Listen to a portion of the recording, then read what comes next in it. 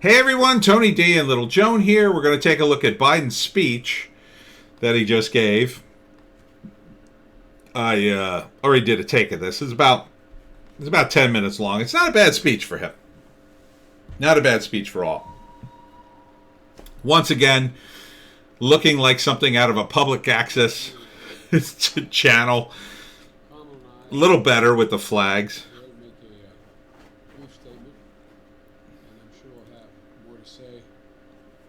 Sounds a little out of breath.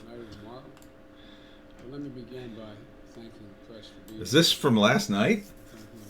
My fellow Americans yesterday once again proved that democracy is the heartbeat of this nation. Just as it has been the heartbeat of this nation for 2 centuries. And even in the face of a pandemic, more Americans voted this election than ever before in American history. That's true.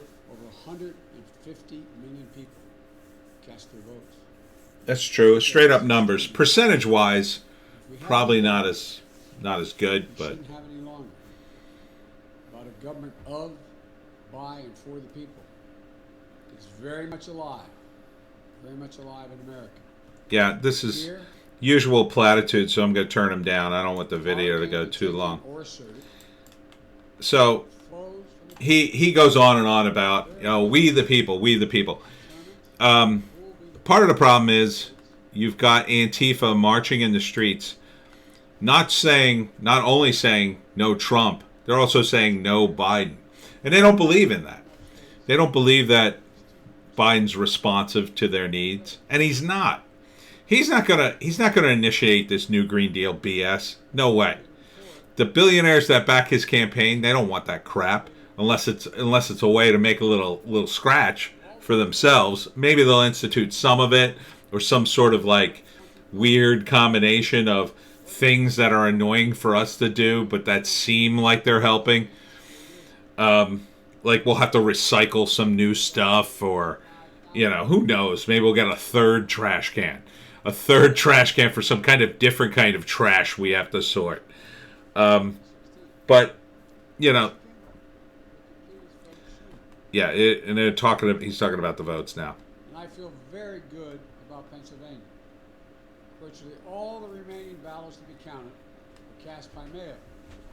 That doesn't necessarily help him. 78% of the votes and by mail in Pennsylvania.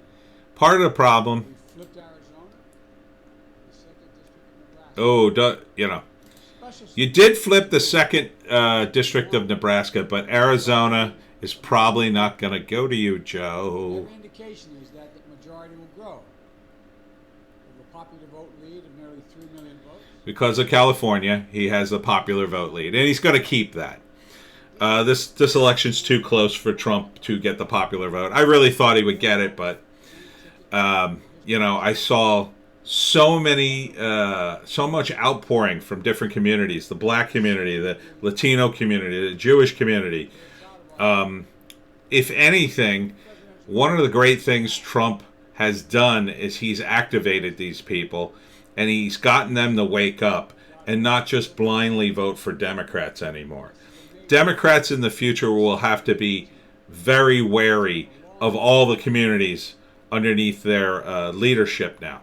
They cannot take these communities for granted anymore. They will have to campaign for them. They will. And you're going to see a growing movement of black conservatives, Latino conservatives.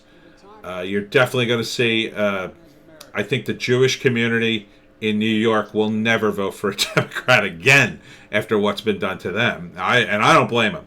To see each other again, to listen to one another, to hear each other again, to respect and care for one another. So this is a good part of his speech. He's saying we should listen to one another, heal, and come together, all that kind of stuff. That's a positive message.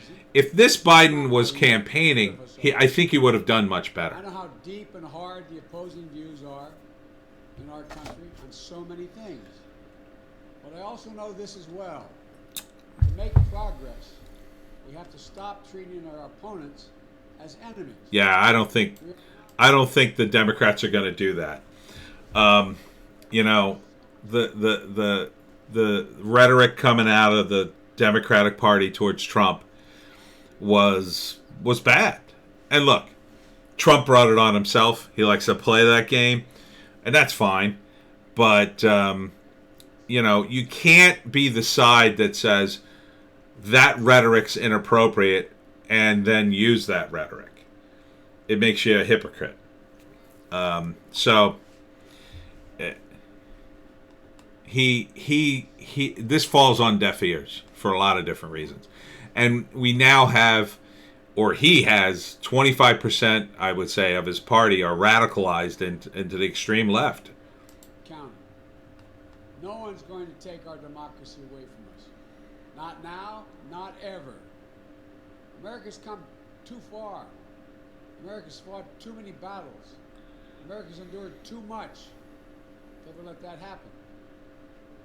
We, the people, will not be silenced. Except we will be bribed and we will be silenced by Silicon Valley.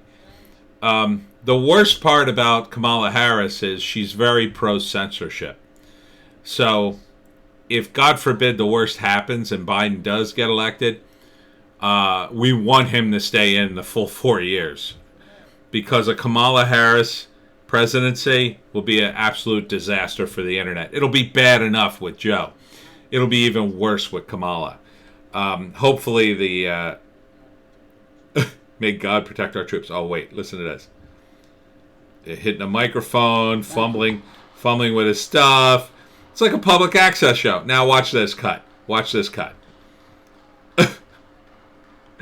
Bad lighting, a bunch of randos walking in front of the camera. No real clue where. Go to camera 2. Go to camera 3. This is terrible. It's absolutely terrible. Probably because Biden's trying to see, and it just cuts to this. It should have cut to that when Biden was still on the podium. It should have been like, and God bless all our troops. Fade. That's it. And then maybe you could hear the applause in the background, but you don't want to hear him fumbling with things and putting on his mask and all. You don't want to see all that. Nobody. Who wants to see that? These guys are idiots.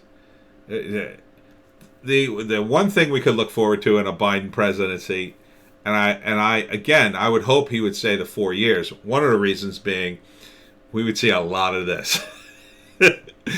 Biden saying and doing things that would just be like off kilter, nutty, like, what? What did he just say? And like the ideal situation is Biden gets elected. Ideal if Biden gets elected.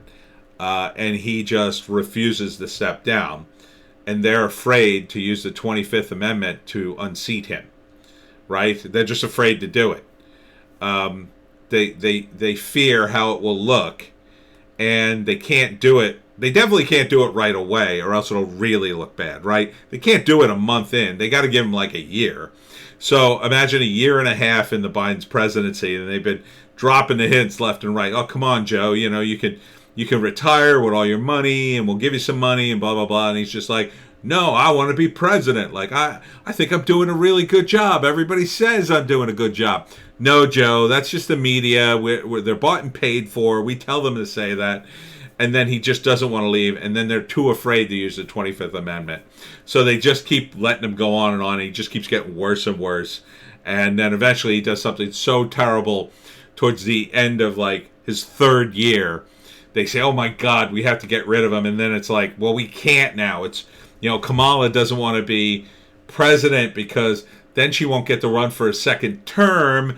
And so now he's got to make it for another year. We got to prop him up another year. And then he just gets really bad. Like, so bad, like they don't want him to do any public events at all because they're circumventing him behind the scenes and making the decisions for him.